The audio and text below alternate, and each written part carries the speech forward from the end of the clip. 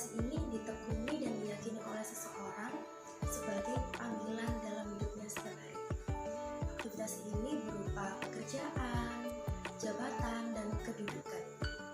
Karir Day merupakan sebuah metode dalam bimbingan karir yang berupa kegiatan pemberian informasi kepada peserta didik dalam menentukan rencana karir ke depannya dengan cara mendatangkan instansi atau lembaga tertentu untuk mengisi wawasan tentang karir di sekolah.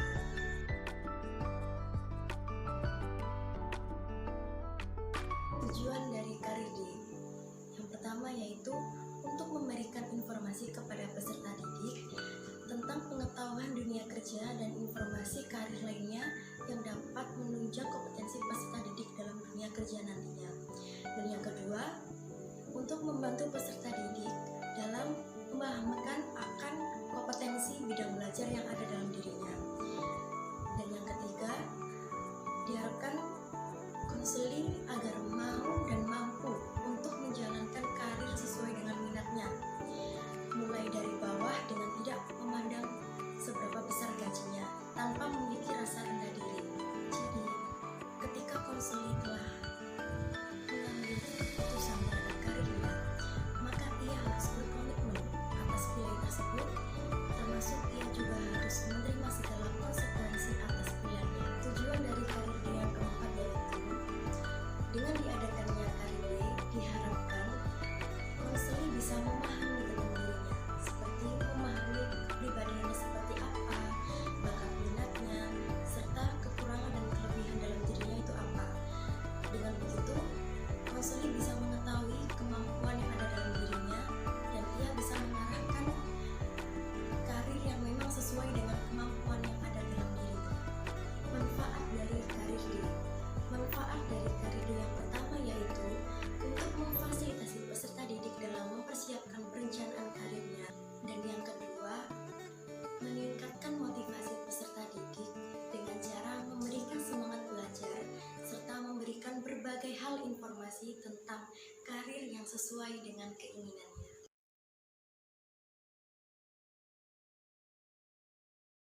Kekurangan Karir Day. Kekurangan Karir Day yang pertama yaitu terkadang waktu pelaksanaan Karir Day, tempat pelaksanaan itu panas karena peserta didik yang mengikuti jumlahnya sangat banyak. Dan kekurangan yang kedua, kegiatan ini jarang diadakan. Biasanya kegiatan ini diadakan hanya 1 tahun sekali, dan itu sasaran kegiatannya peserta didik kelas 3 SMA. Kelebihan dari Karir Day. Kelebihan dari Karir Day yang pertama yaitu lembaga yang mengikuti kegiatan ini sangat bervariatif, mulai dari perguruan tinggi negeri, perguruan tinggi swasta, hingga badan usaha pemerintah dan badan usaha milik negara.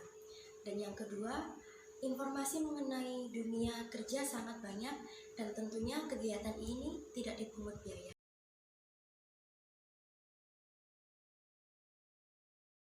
Langkah-langkah pelaksanaan Karir Day. Langkah yang pertama yaitu membuat proposal. Di sini yang bertugas sebagai pembuat proposal yaitu guru BK. Guru BK membuat proposal ini bertujuan untuk mencairkan dana. Tahap yang kedua yaitu rapat intern guru BK. Rapat ini hanya dihadiri oleh guru BK untuk membahas tentang proposal dan bagaimana acara yang nanti berjalan serta mempersiapkan hal apa saja yang dibutuhkan dalam acara tersebut. Langkah yang ketiga yaitu rapat guru BK kedua. Rapat kali ini tidak hanya dihadiri oleh guru BK saja, melainkan melibatkan yang lainnya seperti guru mata pelajaran, wali kelas, serta staf sekolah untuk membantu jalannya Karir Day agar kegiatan tersebut bisa berjalan dengan lancar. Dan yang terakhir, yang keempat yaitu mendatangi instansi atau lembaga yang diundang.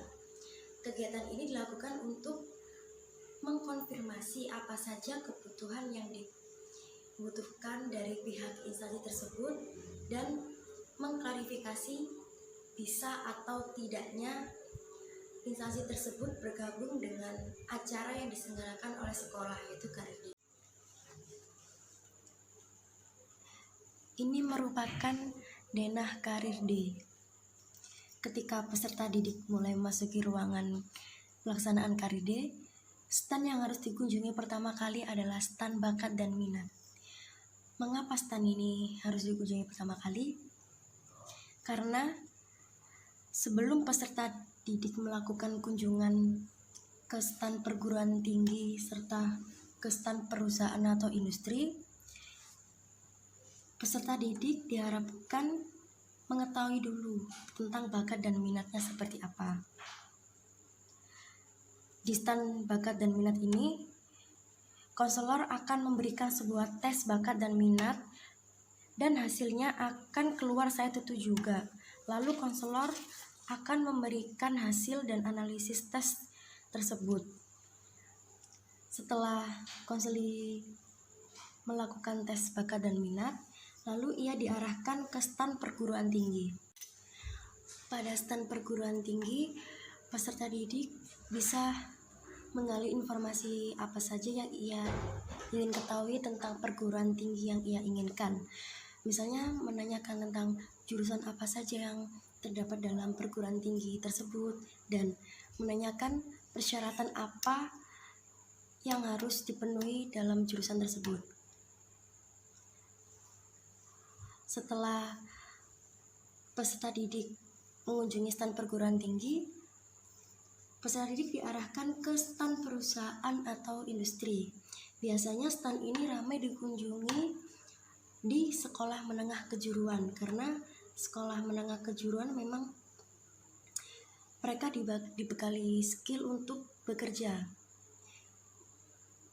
Di stand perusahaan atau industri ini, peserta didik bisa menanyakan tentang persyaratan apa saja yang dibutuhkan dalam perusahaan tersebut dan informasi lowongan kerja yang sedang tersedia dalam perusahaan tersebut itu apa. Ketika peserta didik telah melakukan kunjungan pada stand bakat dan minat, lalu mengunjungi stand perguruan tinggi dan mengunjungi stand perusahaan industri, ketika konseli masih bingung tentang arah karir ke depan seperti apa, konseli bisa mendatangi stand konsultasi. Pada stand konsultasi ini yang berjaga adalah konselor.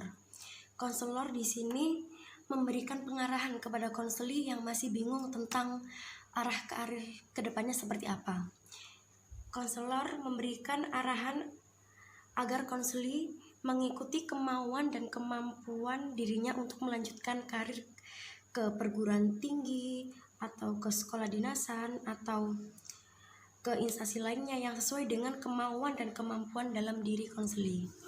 Hidup adalah perjalanan, dan di setiap perjalanan pasti terdapat pelajaran. Naiklah tinggi tanpa menjatuhkan orang lain, tetap semangat dan selamat berproses. Oke guys, terima kasih telah menonton video saya dari awal sampai akhir. Semoga informasinya bermanfaat bagi kalian, dan saya mohon maaf jika ada salah kata. Dan jangan lupa like dan komen, karena satu like dari kalian sangat berarti bagi saya. Terima kasih. Wassalamualaikum warahmatullahi wabarakatuh.